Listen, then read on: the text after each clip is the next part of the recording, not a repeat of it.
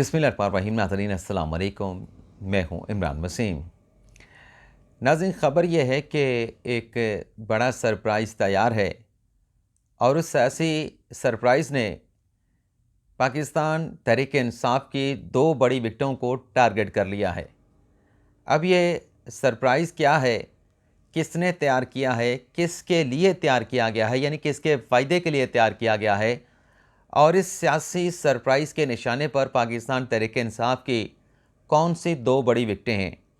एक तो ये डिटेल आपके साथ हमने शेयर करनी है, और फिर इसी खबर में आप नाज़रीन को ये भी बताएंगे कि इमरान खान के सियासी मुखालफिन ने जो सरप्राइज़ तैयार किया है, अगर उसके सियासी मकासद अचीव हो जाते हैं तो इस सूरत में साबिक़ वज़ीर आज़म चेयरमैन पीटीआई इमरान खान को सियासी तौर पे कितना बड़ा झटका लगेगा, कितना सियासी नुकसान पहुँचेगा, ये डिटेल भी आप नाज़रीन के साथ हम शेयर करने जा रहे हैं। दूसरी खबर में आप नाज़रीन को ये बताएंगे कि पंजाब को लेके चौधरी परवेज़ इलाही और इमरान खान के दरमियान किस बात पे झगड़ा चल रहा है, और परवेज़ इलाही ने कैसे पाकिस्तान तहरीक-ए-इंसाफ़ में बड़ी सियासी नकब लगा दी है, और उस नकब को परवेज़ इलाही किन सियासी मकासद के लिए इस्तेमाल करना चाहते हैं, ये डिटेल भी आप नाज़रीन के साथ हम डिस्कस करेंगे। और गवर्नर पंजाब की बरतरफी से मुतल्लिक एक ख़बर है, और इसके अलावा नाज़रीन हमारे प्रोग्राम की जो दीगर अहम ख़बरें हैं उनकी डिटेल भी आपके साथ हम शेयर करेंगे। तो पहली ख़बर नाज़रीन एक गिरफ़्तारी से मुतल्लिक है। पंजाब के NA 161 साहिवाल के हलके में आज नाज़रीन महकमा एंटी करप्शन पंजाब ने कार्रवाई करते हुए मुस्लिम लीग नवाज़ के रुकने कौमी असम्बली चौधरी मोहम्मद अशरफ को गिरफ़्तार कर लिया है, और इल्ज़ाम ये सामने आया है कि चौधरी मोहम्मद अशरफ पर जालसाज़ी करने, सरकारी रिकॉर्ड में खुर्द-बुर्द करने और सरकारी अराज़ी पर कब्ज़ा करने का इल्ज़ाम है। अब इस इल्ज़ाम में कितनी हकीकत है, कितनी सदाकत है, लेकिन ये बात तो हकीकत है कि महकमा एंटी करप्शन पंजाब ने चौधरी मोहम्मद अशरफ को गिरफ़्तार कर लिया है। लेकिन इन इल्ज़ामात की हकीकत का इस बात से भी हम अंदाज़ा कर सकते हैं कि कुछ अर्सा पहले इसी महकमा एंटी करप्शन ने साबिक़ डिप्टी स्पीकर दोस्त मोहम्मद मज़ारी को भी इसी किस्म के इल्ज़ामात पे गिरफ़्तार किया था, और फिर अदालत से दोस्त मोहम्मद मज़ारी ज़मानत पे रिहा हुए, और आज तक वो मुकदमा महकमा एंटी करप्शन पंजाब जो है वो मुतल्लिका अदालत में दोस्त मोहम्मद मज़ारी के ख़िलाफ़ साबित नहीं कर सका। अब गवर्नर पंजाब से मुतल्लिक नाज़रीन जो ख़बर है वो नाज़रीन ये है कि आज लाहौर हाई कोर्ट में गवर्नर पंजाब को उनके ओहदे से हटाने की एक आइनी दरख्वास्त दायर की गई है, और इस दरख्वास्त की नाज़रीन जो डिटेल हैं वो बड़ी ही दिलचस्प हैं। एक तो नाज़रीन इस दरख्वास्त का जो एप्लीकेंट है, दरख्वास्त गुज़ार है, वो भी मकामी वकील है शबीर इस्माइल साहब, और इस केस में जो शबीर इस्माइल साहब ने वकील किया है वो हैं अज़हर सदीक़ साहब। अब इसमें मुद्दा क्या उठाया गया है मैं आप नाज़रीन को पढ़ के सुना देता हूँ। मैंने तो इसको खूब इंजॉय किया, पता नहीं आप नाज़रीन इसको इंजॉय करें या ना करें, क्योंकि मेरी नज़र में अगर एक आम शहरी की जानिब से गवर्नर पंजाब की बरतरफी की दरख्वास्त आती तो कहा जा सकता था कि चलें वो सियासी मकासद के लिए आया है, उसे कानून का इल्म नहीं, उसे आइन का पता नहीं। लेकिन वकला जब इस किस्म की दरख्वास्तें लेके आते हैं नाज़रीन, तो पता है क्या होता है, अदालत में अगर वो दरख्वास्त टेकअप हो भी जाए तो जज साहब ऐसी दरख्वास्तों को उठा के कमरा अदालत से बाहर फेंक देते हैं। लेकिन बहरहाल इस दरख्वास्त में नाज़रीन ये कहा गया है कि गवर्नर जो हैं किसी वजह के बगैर वज़ीर आला को एतमाद का वोट लेने का नहीं कह सकता। अब नाज़रीन जो गवर्नर साहब ने ऑर्डर पास किया था जिसमें परवेज़ इलाही साहब को कहा गया था कि आप एतमाद का वोट लें, अब मुझे नहीं मालूम इनके पास मुकम्मल इन्फॉर्मेशन है या नहीं है, लेकिन गवर्नर साहब ने बाकायदा ऑर्डर पास किया था। उस ऑर्डर में उन्होंने रीज़निंग भी दी थी कि किस वजह पर, किन वजूहात की बिना पर वो वज़ीर आला को एतमाद का वोट लेने का कह रहे हैं। दूसरा नाज़रीन इस दरख्वास्त में कहा गया है कि एतमाद का वोट का कहने के लिए गवर्नर को 4 से 7 रोज़ का वक्त देना चाहिए।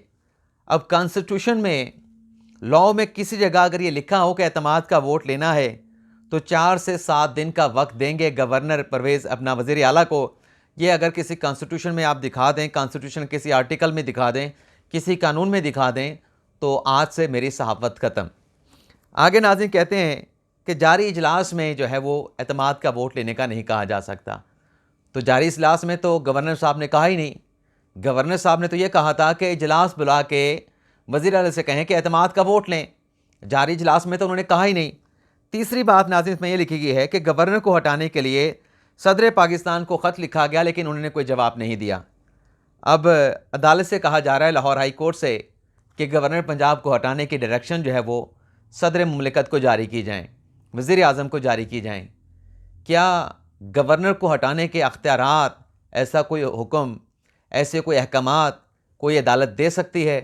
कॉन्स्टिट्यूशन के मुताबिक बिल्कुल ऐसा कोई हुक्म कोई अदालत, चाहे सुप्रीम कोर्ट हो, ऐसा कोई हुक्म सादिर नहीं कर सकती।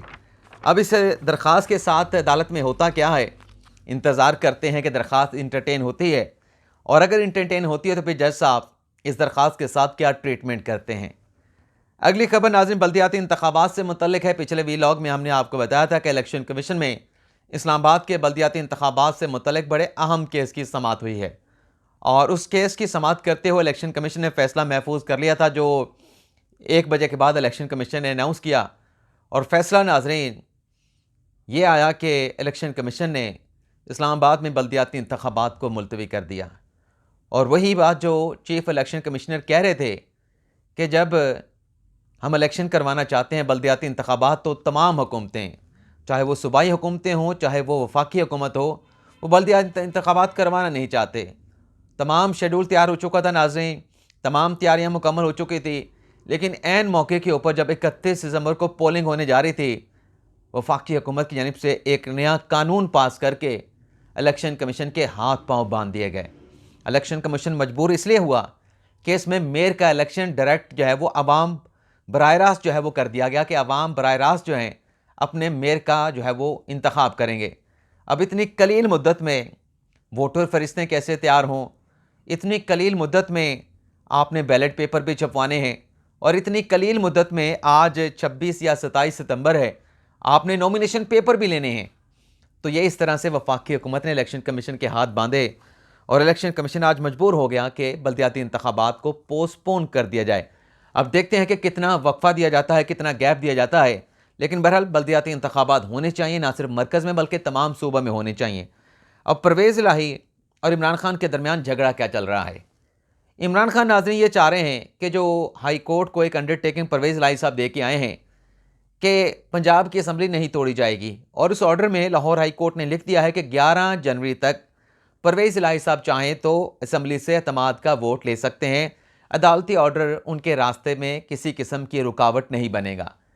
अब इमरान खान साहब चाहते हैं कि 2 जनवरी को, यानी पीर के रोज़, अगले हफ्ते पीर के रोज़ जो है, पीर या मंगल के रोज़ जो है, वो परवेज़ इलाही साहब ऐवान से एतमाद का वोट लें, और फिर उसके बाद जब 11 जनवरी को ये केस जब टेकअप हो लाहौर हाई कोर्ट में, तो उसके बाद पंजाब असम्बली को तहलील कर दिया जाए। यानी जो एतमाद के वोट लेने की एक कंपल्शन है, जो रिक्वायरमेंट है, वो 11 जनवरी के समाज से पहले पूरी की जा चुकी है, ये खान साहब चाह रहे हैं। अब परवेज़ इलाही साहब नाज़रीन 2 जनवरी को एतमाद का वोट लेने के लिए तैयार नहीं हैं। उन्हें मैसेज दिया गया, परवेज़ इलाही साहब ने इनकार कर दिया, और ज़राए नाज़रीन ये बता रहे हैं कि इमरान खान साहब की इस ख्वाहिश के आगे बंद बांधने के लिए पीटीआई के कुछ लोगों को भी परवेज़ इलाही साहब ने अपने साथ मिला लिया है। अब साथ मिला के कोशिश ये की जा रही है कि 11 जनवरी तक भी एतमाद का वोट ना लिया जा सके। इस मामले को जितना आगे लेके जाना है आगे ले जाया जाए, और इमरान खान साहब को कहा जा रहा है कि क्योंकि हमने हाई कोर्ट को लिख के दे दिया है 11 जनवरी से पहले तो असम्बली हम तहलील नहीं कर सकते, तो लिहाजा एतमाद का वोट भी हम आराम से ले लेते हैं। 11 जनवरी की समाअत भी आने दें, 11 जनवरी की समाअत को देखने के बाद फिर एतमाद का वोट भी ले लिया जाएगा। तो इस नुक्ते के ऊपर इमरान खान और परवेज़ इलाही के दरमियान झगड़ा चल रहा है।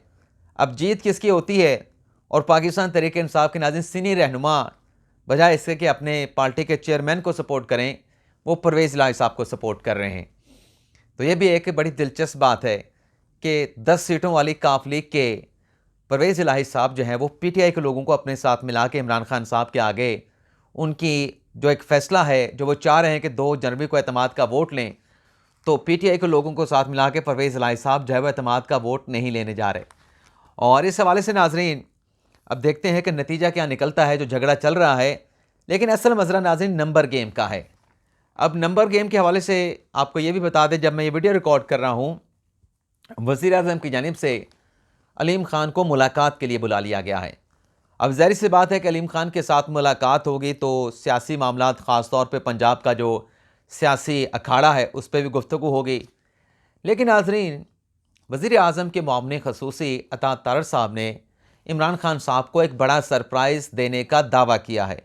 हम दावे का लफ्ज़ इस्तेमाल कर रहे हैं, जबकि वो तो बड़े पुरएतमाद और बड़े ही मतलब नज़र आ रहे थे। उन्होंने अल्हम्दुलिल्लाह कहा कि हम इमरान ख़ान साहब को सरप्राइज़ देने जा रहे हैं।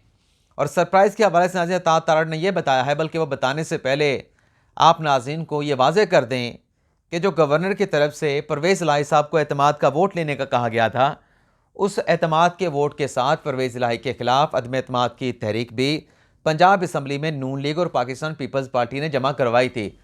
और उसके साथ साथ नाज़रीन, जो स्पीकर हैं पंजाब असम्बली के सब्तैन खान और deputy speaker Punjab assembly वासिक Qayyum के ख़िलाफ़ भी अदम एतमाद की अलग अलग तहरीकें जो हैं वो भी पंजाब असम्बली में जमा करवाई गई। लेकिन जब गवर्नर साहब ने डी नोटिफाई कर दिया परवेज़ इलाही साहब को और मामला अदालत में चला गया, तो उसके बाद नून लीग ने परवेज़ इलाही के ख़िलाफ़ तो अदम एतमाद की तहरीक वापस ले ली थी।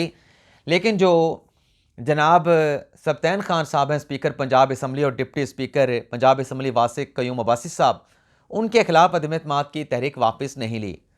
और सरप्राइज़ के हवाले से नाज़रीन नून लीग ये दावा कर रही है, अता तारड़ साहब ये दावा कर रहे हैं कि हम दोनों जो तहरीकें हैं, स्पीकर के ख़िलाफ़, डिप्टी स्पीकर के ख़िलाफ़, इसके लिए हमने अपने नंबर पूरे कर लिए हैं और हमें अपने नंबर के ऊपर एतमाद है और नंबर गेम बड़ी दिलचस्प होगी है, ये अता तारड़ साहब ने दावा किया है। दावे की हकीकत क्या है, सदाकत क्या है, ये खुदा जानता है, लेकिन वो बड़े पुरएतमाद नज़र आ रहे थे। और साथ में नाज़रीन अता तारड़ साहब ने यह भी कहा, जो एक नुक्ता उन्होंने दिया, कि वज़ीर आला का अगर अदम एतमाद का वोट हो, उसमें वोटिंग होनी हो, तो वो तो हाथ खड़े करके होती है, यानी ओपन होती है, खुफिया बैलेटिंग के ज़रिए नहीं होती। लेकिन जो स्पीकर का वोटिंग हो या डिप्टी स्पीकर की वोटिंग हो या एतमाद का वोट लेना हो, वो खुफिया राय शुमारी से होती है। तो खुफिया राय शुमारी में जो जिस तरफ इशारा कर रहे हैं अता तारड़ साहब, और जिस तरह वो पुरएतमाद दिखाई दिए, बज़ाहिर पुरएतमाद दिखाई दिए कि नंबर पूरे हैं, नंबर बड़े दिलचस्प जो है वो मरले में दाखिल हो चुके हैं, और अल्हम्दुलिल्लाह उन्होंने कहा कि हम इमरान खान साहब को सरप्राइज़ देंगे। तो उससे बज़ाहिर ऐसा लगता है या तो काफ लीग या फिर पाकिस्तान तहरीक-ए-इंसाफ या दोनों सियासी जमातों से कुछ ना कुछ लोग जो है वो हो सकता है स्पीकर के खिलाफ या डिप्टी स्पीकर के खिलाफ अपना हक़ राय-दही इस्तेमाल करें। अब ये जो एतमाद का वोट लेने का मामला है या जो अदम एतमाद की तहरीकें जमा हुई थी, ये ग़ालिबन 19 दिसंबर को जमा हुई थी और इनके ऊपर अब 14 रोज़ के अंदर इसे इंटरटेन करके इन्हें मंतकी अंजाम तक पहुँचाना है। तो देखते हैं फर्दर क्या होता है, किसका जो सरप्राइज़ है वो अपने सरप्राइज़ में कामयाब होता है या फिर जिस तरह से मामला चल रहे हैं, कभी तू, कभी मैं, कभी वो नीचे, कभी वो ऊपर।